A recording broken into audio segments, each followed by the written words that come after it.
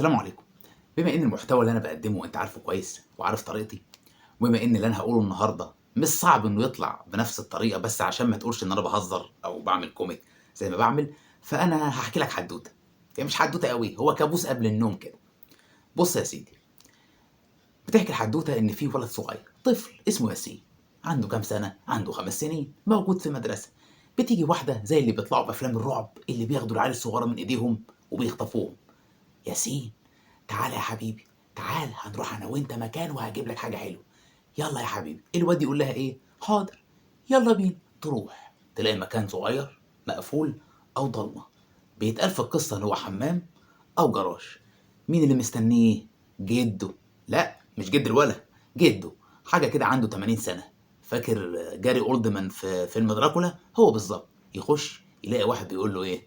اهلا، اهلا ياسين، ازيك يا حبيبي، تعال، تعال ما تخافش، تعال. بعديها يقلع الماسك ويطلع بوشه الحقيقي. هوب، يقفل الباب وايه ويعتدي عليه بالظبط زي ما بقول لك كده. استنى بس ما نكمل. الحوار ده خد حوالي، زي ما بيقولوا كده في القصه يعني او في الحدوته، سنه كامله. الولد مش فاهم حاجه، طفل صغير مش فاهم. وخصوصا ان هم لما بيخلصوا وواسطه الشر دي او المرسلاتيه بتاخده وترجعه، بتقول له ايه؟ اوعى تتكلم يا ياسين، اوعى تقول لبابا وماما والا ممكن يقتلوهم. يقول لها حاضر حاضر حاضر والله مش هتكلم. الواد مش خايف على نفسه، الواد خايف على مامته وباباه. ولكن يا صديقي، الأذى الجسدي هو هنا اللي بيتكلم. الأذى الجسدي ممكن ما يظهرش بعد خبطة أو 2 أو 3، مش شرط إن ضرسك يطير بعد أول ألم، بعد ممكن بعد 15 أو 20. فهنا لما حس إن الولد إنه تعبان جسديا اتكلم وراح لمامته وباباه وما خافش، وقال لهم حصل كذا كذا كذا كذا. مامته وباباه اتجنوا وراحوا رفعوا قضية عشان يشوفوا مين اللي عمل كده، وتوصلوا إنهم اتهموا مين؟ جده. طب أنت يا جده ما دام الدنيا قرايه معاك كده، ما كنت هندل نفسك بإيدك وخلاص، مش لازم يعني إيه توسخ الدنيا للدرجة دي. المهم يا سيدي، بيطلع لك بعد كده في القصة الراس الكبيرة.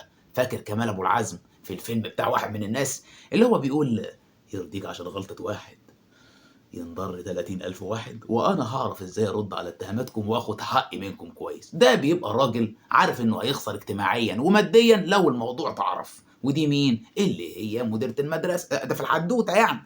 حلو، نيجي بعد كده بقى ايه لاخر طرف، وده اللي بيعصبني شخصيا، اللي هو مين؟ شاهد الزور. ده راجل لا له لا نقع ولا جمل، لا في الطرق ولا في الطحين، ممكن لا يثبت ولا ينفي لان هو اصلا ما يعرفش حاجه، ولكن بيجي ويقولوا له انت هتقول 1 2 3 4، ويروح جاي كاذب وعاكك الدنيا كلها. بمعنى ايه؟ قول والله العظيم اقول حق، والله العظيم اقول حق. طب اتفضل قول. اقول ايه؟ الحق. طب قولوا لي اللي انتوا عايزينه وانا اقول، انا جاي اشهد بس حق بقى زور. انا هقول اللي انت هتقوله، اتفضل يا بيه. وده بيخرب الدنيا وبيقلبها. ودي مين؟ ودي المدرسه. انا حبيت اقول لك الموضوع بالطريقه دي عن قضيه طبعا الطفل ياسين اللي اتعرض للاعتداء على ايد الراجل اللي هو عنده 80 سنه. والقضيه كده كده ان شاء الله هتتنظر النهارده وكل حاجه فيها هتبان. حبيت اجيبها لك بالطريقه دي عشان في ناس ما بتحبش تقرا اخبار الغم، في ناس كده بيحب يعدي. ولكن انا حبيت اجيبها لك بطريقه زي حدوته، بحيث ان انت لو ما بتحبش تسمع، تسمع وتشوف. واخر حاجه احب اقولها لك، اقولها لسيادتك ولسيادتك: لو ابنك جاي يقول لك اي حاجه، بلاش تقفل وشك وتزعل عشان هتقول ده هيقول لي حاجه هايفه. اسمعه واحمد ربنا انها طلعت هايفه بدل ما تطلع حاجه زي كده. السلام عليكم.